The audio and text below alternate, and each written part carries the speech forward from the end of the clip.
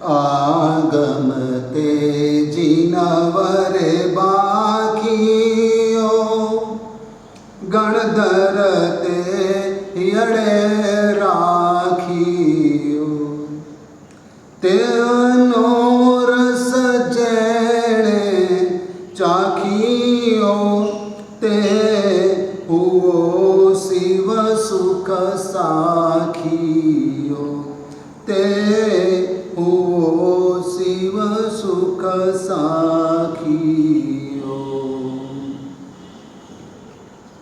ध्यान का मतलब कोई एक सब्जेक्ट के ऊपर मन की स्थिरता, मन की लीनता, तन्मय हो जाना। कोई भी एक सब्जेक्ट के ऊपर उसे ध्यान कहते हैं। यह जैन धर्म की व्याख्या है। जैन धर्म ने ध्यान की यह परिभाषा बताई है। अब सब्जेक्ट सही है या गलत वो आगे की बात है।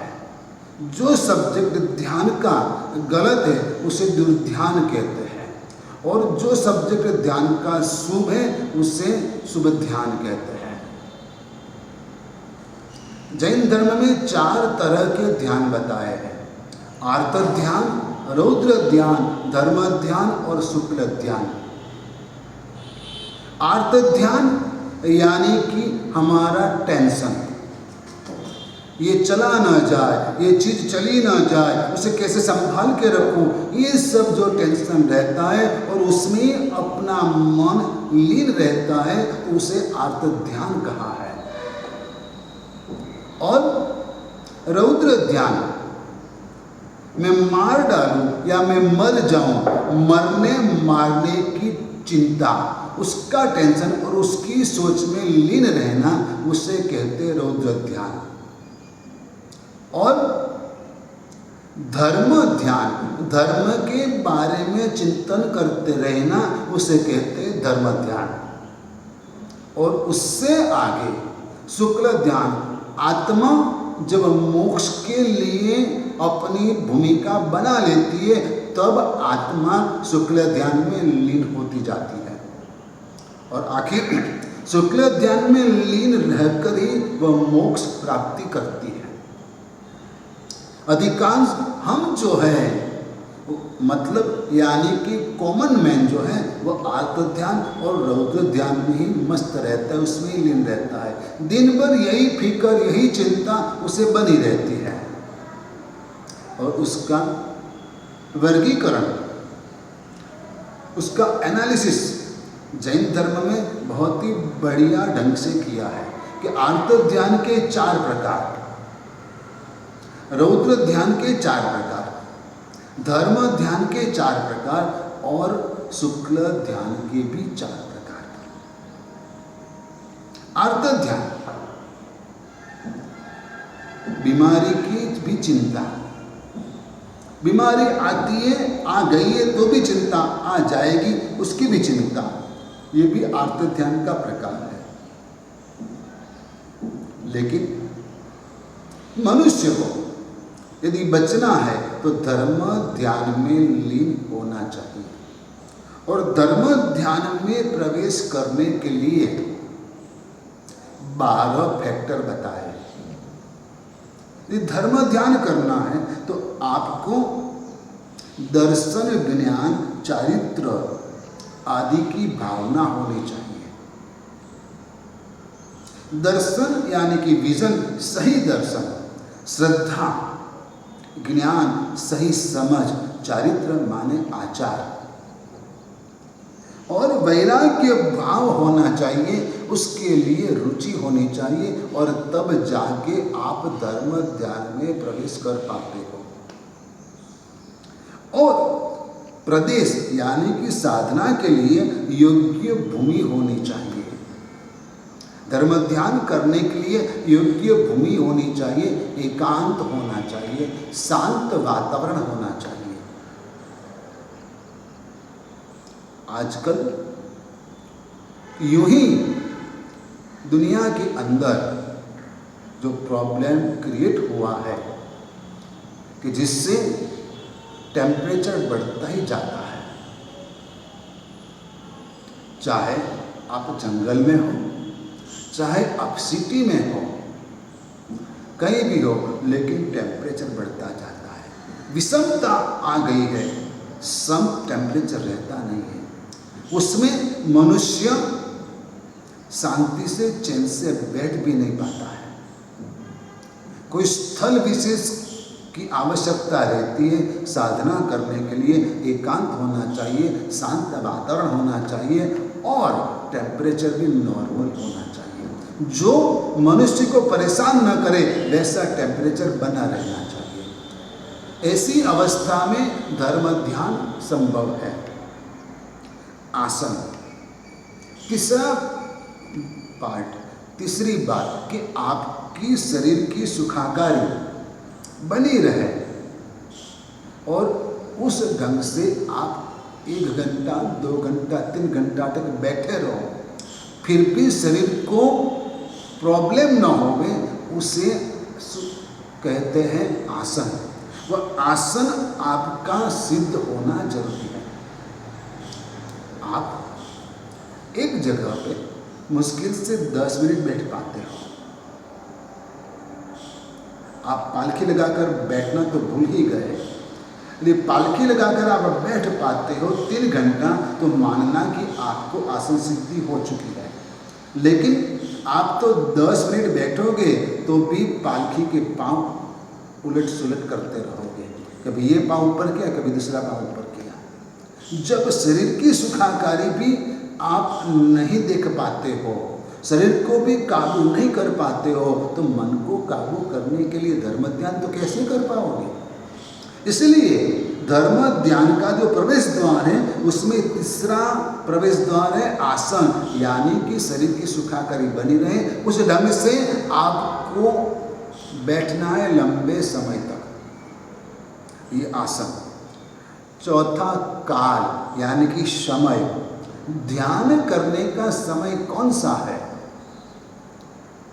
जो हिंदू परंपरा में त्रिसंध्या कहते हैं, वो त्रिसंध्या का जो समय है वो ध्यान करने का सर्वश्रेष्ठ समय है। त्रिसंध्या का मतलब है सूर्योदय जब होता है सनराइज, उस समय के आगे पीछे की 24-24 मिनट ध्यान करने के लिए अति उत्तम है।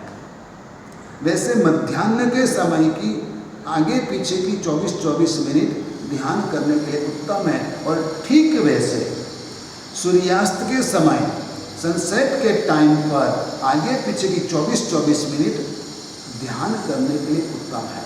और यह समय आपको बहुत ही उपयुक्त होता है।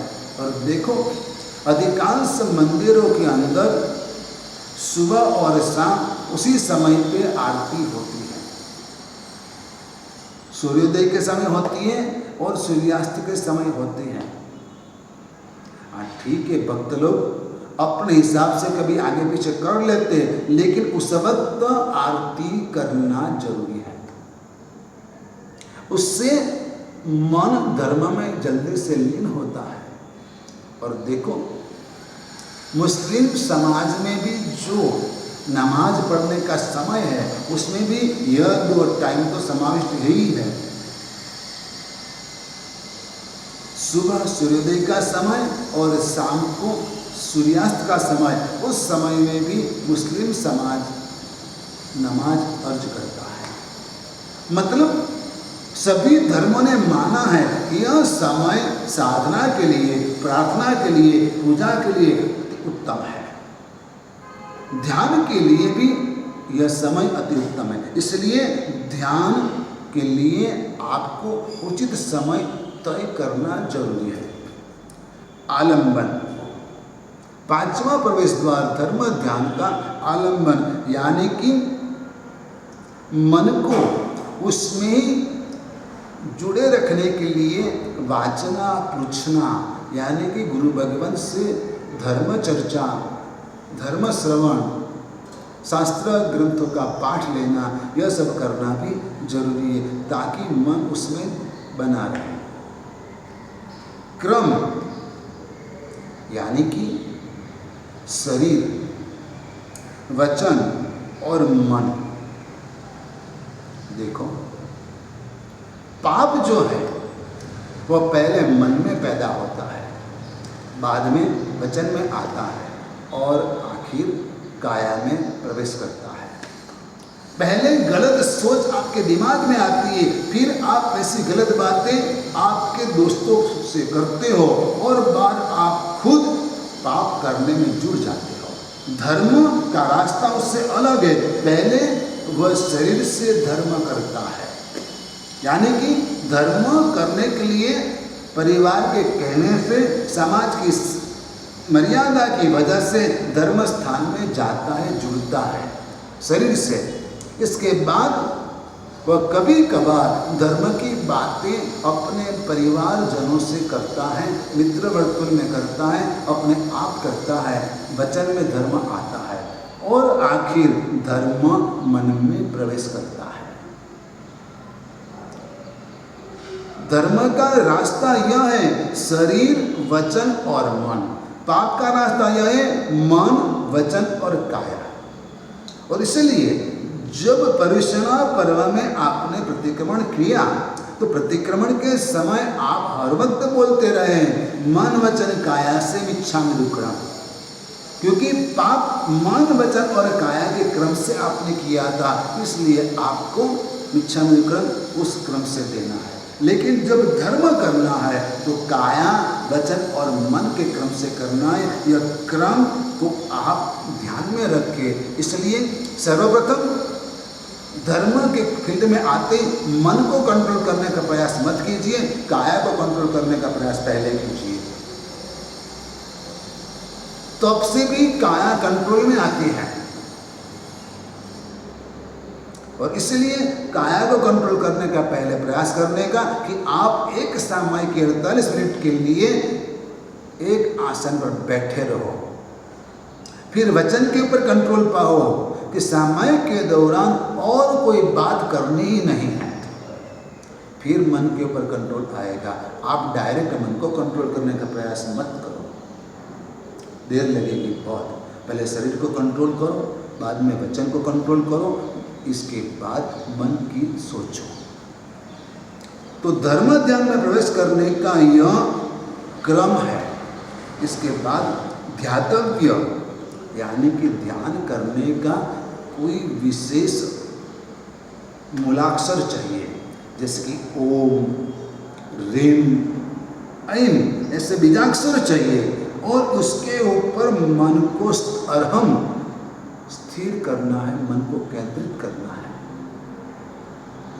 कोई बिंदु के ऊपर मन को केंद्रित करते हैं, कोई मंत्राक्षर के ऊपर मन को केंद्रित करते हैं और कोई मूर्ति के ऊपर मन को केंद्रित करते हैं। लेकिन यह ध्यातव्य, यानी कि ध्यान करने का आपका एक निश्चित चिन्ह होना जरूरी है। ध्याता यानी कि खुद स्वयं कैसा होना चाहिए, तो अप्रमादी होना चाहिए, प्रमाद करने वाला नहीं होना चाहिए, निर्मोही होना चाहिए और ज्ञानी होना चाहिए। जिसको मोह है वो मोह में पड़ा रहने वाला धर्म नहीं कर पाता, धर्म ध्यान में लीन नहीं हो पाता। और ज्ञानी होना चाहिए, थोड़ी बहुत धर्म की समझदारी होनी चाहिए, धर्म ग्रंथों का ज्ञान होना चाहिए, धर्म ग्रंथों के नाम भी तो पता होना चाहिए। कल तक हमने 19 आगम ग्रंथ तक का अध्ययन किया। आज 20वां आगम ग्रंथ है और जिसका नाम है कप्पवडमसिया सूत्र। जो आत्मा कल्प यानी कि आचार और वडमसिया यानी कि वैमानिक, जहां पर आचार की परंपरा है और वहाँ जो रहने वाले हैं, वडमसिया का मतलब यह भी होता है रहने वाले। तो कल्प यानी कि जहाँ पर आचार है वैसे विमान, छोटे बड़े का आचार है वैसे विमानों में रहने वाले, जन्म लेने वाले, पैदा होने वाले देवों की बात इस आगम ग्रंथ में बताई है। और उन्होंने अपने पूर्व जन्म में ऐसा धर्म ध्यान किया था साधु जीवन के अंदर, और इसलिए आज वह देवलोक के सुख भुगत रहे हैं। अब यहाँ पर यह बताता है कि ध्याता के बाद अनुप्रेक्षा जो ध्यान में मदद रूप है। अनुप्रेक्षा का मतलब है कि आपने जो सुना है धर्म के बारे में,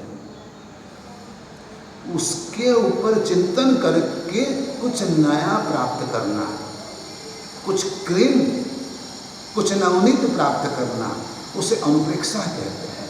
और अनुप्रेक्षा से मन को बहुत ही प्रसन्नता मिलती है, इसलिए वह धर्म ध्यान में बहुत ही मदद रूप है।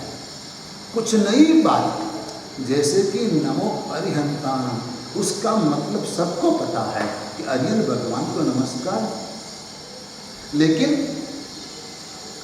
अनुप्रेक्षा के माध्यम से ऐसा भी कहा जाता है नमो अरिहंत आणम, यानी कि अरिहंत भगवान की आज्ञा को मैं नमस्कार करता हूँ। अरिहंत भगवान की आज्ञा को नमस्कार, इसका मतलब है कि अरिहंत भगवान की आज्ञा के मैं स्वीकार करता हूँ। तो अरिहंत भगवान की आज्ञा क्या है कि अहिंसामय जीवन जियो, राग द्वेष मत करो, यह अनुप्रेक्षा हुई। एक पद, एक सेंटेंस, एक शब्द पकड़ के उसके ऊपर अपने हिसाब से सोचना, उसे अनुप्रेक्षा कहते हैं। और आपको धर्म ध्यान में यह बहुत ही उपयुक्त होता है, इसलिए अनुप्रेक्षा। इसके बाद लेस्या, लेस्या का सब्जेक्ट आ चुका है आगम ग्रंथ के विवरण के अंदर, लेकिन ध्यान में 3 लेस्या बहुत ही उपयुक्त हैं। जो लास्ट वाली तेजो, पद्म और शुक्ल, वो 3 लेस्या ध्यान में बहुत ही उपयुक्त है। यानी कि आपका मन जो है, वो मन इस लेस्याओं से मधुरता प्राप्त करता है, प्रसन्नता प्राप्त करता है। मन में क्लिष्ट विचार, हल्के विचार, निम्न कोटि के विचार नहीं पैदा होते हैं। इसलिए शुभ लेस्या आपके मन की बनी रहनी चाहिए। तेजोलेस्या, पद्मलेस्या और शुक्ल लेस्या, ये 3 शुभ लेस्या है, जिसे रॉयल फैमिली कहते हैं। रॉयल फैमिली के अंदर हल्की बातों की चर्चा होती ही नहीं है, लेकिन आज वैसे फैमिली ढूंढना बहुत मुश्किल है। लेकिन रॉयल नेचर वाले जो रहते हैं, वो लोग कभी भी हल्की बातें करते नहीं, हल्की बातें सुनते नहीं, हल्का सोचते भी नहीं। वो लेस्या उनकी ऐसी रहती है, शुभ लेस्या। अब इससे आगे लिंग, यानी कि आज्ञा, रुचि आदि, भगवान की आज्ञा के प्रति रुचि वगैरह पैदा होना चाहिए कि धर्म ध्यान इसलिए करना है कि मुझे भगवान की आज्ञा का पालन करना है, और भगवान की आज्ञा क्या है वह मुझे समझना है। और इसके बाद फल, यानी कि आत्मज्ञान की प्राप्ति होती है। सैनिक राजा के 10 पौत्र जो अगले ग्रंथ के अंदर काल कुमार वगैरह थे, उसके बेटे पद्म, महापद्म, भद्र, सुभद्र, पद्मभद्र, पद्मसेन, पद्मगुल्म, नलिनी गुल्म, आनंद और नंदन, यह 10 पौत्र सैनिक राजा के भगवान महावीर के उपदेश से धर्म करने लगे थे। आगे जाके भगवान की वाणी सुनकर उनके दिल में वैराग्य भाव पैदा हुआ और संसार उसे असार लगा, संसार में रहने जैसा नहीं लगा। साधु जीवन का उन्होंने स्वीकार किया। साधु जीवन का स्वीकार करने के बाद उन्होंने 11 अंग का अध्ययन किया, तपश्चर्या की, और तपश्चर्या करते करते करते उनका शरीर भी क्रूस हो गया। याद रखना, हर व्यक्ति हर तरह की तपश्चर्या नहीं कर पाता है। हमने मार्ग किया है और शास्त्र ग्रंथों में भी यह बात आती है कि जो साधु अध्ययन में मन लगाकर बैठता है उनसे तपश्चर्या कम होती है, और जो तपश्चर्या ज़्यादा करता है उससे स्वाध्याय, अध्ययन, पढ़ाई कम होती है। क्योंकि एनर्जी का उपयोग तो दोनों में होता है, पढ़ने में भी एनर्जी बर्न होती है और तपश्चर्या करने में भी एनर्जी बर्न होती है। दोनों साथ करने वाले, तपश्चर्या और अध्ययन, पढ़ाई दोनों साथ करने वाले बहुत विरल महात्मा होते हैं। लेकिन आखिरकार साधु जीवन का अंतिम ध्येय तो मुक्ति पाना है। अध्ययन करने के बाद भी जो अध्ययन किया है उसके सारभूत स्टेप अपने जीवन में आगे बढ़ाना है, अपनी आत्मा को आगे ले जाना है। और इसीलिए उन्होंने तप करके शरीर को क्रूस कर दिया था, और जब लगा कि अब शरीर धर्म करने में सहयोग नहीं दे रहा, तब उन्होंने भगवान के पास जाकर विनती की कि प्रभु, अब हमारा शरीर हमें धर्म आराधना में, संयम जीवन के पालन में सहयोग नहीं दे रहा है। आप कृपया हमें आज्ञा दीजिए, हम अनशन करना चाहते हैं। स्वेच्छा से मृत्यु, यानी कि स्वेच्छा से शरीर को छोड़ देना, दुखी होकर नहीं, परेशानियों से डर के नहीं, लेकिन जब यह शरीर का उपयोग धर्म करने में होना चाहिए वह नहीं हो रहा है, अब वह कमजोर हो गया है, तो अब क्या करना, शरीर को छोड़ देना है। इसलिए अनशन करते हैं, और अनशन करने के लिए वह विपुलाचल पर्वत के ऊपर गए, और वहाँ जाके उन्होंने 1 महीने तक संलेखना की, यानी कि शरीर को धर्म ध्यान में लगा दिया, यानी कि चट्टानों के ऊपर लेट गए, कायोशर ध्यान के अंदर, और मन को धर्म में लगा दिया। खाना पीना सब छोड़ दिया, न भिक्षा लेने के लिए जाना, न कुछ करना, न खाना न पीना, सब कुछ छोड़ दिया और धर्म में लीन हो गए, धर्म ध्यान में लीन हो गए। और आगे जाके जब उनका कालधर्म हुआ तब वह वहाँ से देवलोक में गए। उसमें से 8वें नलिनी गुल्म नाम के कुमार 10वें देवलोक में गए, और 8वें देवलोक में भी गए कोई, और कोई 10वें देवलोक में गए। यह है धर्म का फल। धर्म करने से सद्गति की प्राप्ति होती है, और यह इस ग्रंथ का तात्पर्य है कि आप धर्म करो और सद्गति की प्राप्ति करो, पापों से बचो, दुर्गति से बचो। इतना कह के आज का प्रवचन पूर्ण करता हूँ। धर्मलाभ आशीर्वाद।